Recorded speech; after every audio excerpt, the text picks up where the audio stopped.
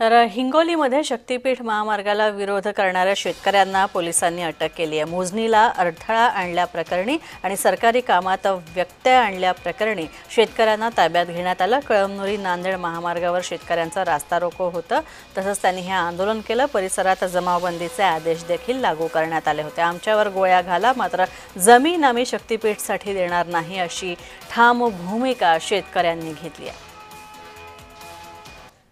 सरळ सरळ भूमिका आहे। वडिलोपार्जित आमच्या जमिनी येतात, बागायती जमिनी येतात। या जमिनीनं या काळ्या आईनं आम्हाला हजारो वर्षापासून करोडो वर्षापासून जगविलेलं आहे। आमच्या सगळ्या सुखादुखाचे प्रसंग या काळ्या आईच्या उत्पन्नातून आम्ही साजरे केलेले आहेत।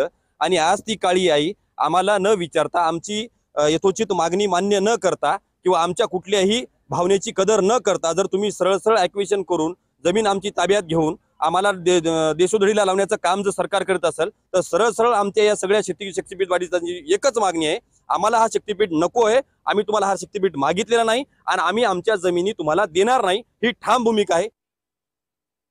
आता हे सरकार सांगतंय की आम्ही 807 किलोमीटर लांबीचा हा शक्तीपीठ महामार्ग बनवणार आणि त्याच्यामधनं काय तर म्हणा आमचं गोव्यापर्यंत जवळपास 21 तासामध्ये आम्ही पोहोचणार, त्याला शक्तीपीठ जोडणार। अहो शक्तीपीठ तर अगोदरच जोडलेत सगळे आणि तुम्ही म्हणता ना 21 किलोमीटर आम्ही 21 तासामध्ये पोहोचू। मी तुम्हाला आता इथं तुम्हाला अंतर देतो आणि जोडून देतो, 21 काय 20 तासात तुम्हाला गोवा पोहोचून दाखवतो। एवढं इन्फ्रास्ट्रक्चर या महाराष्ट्रामध्ये निर्माण झालेले।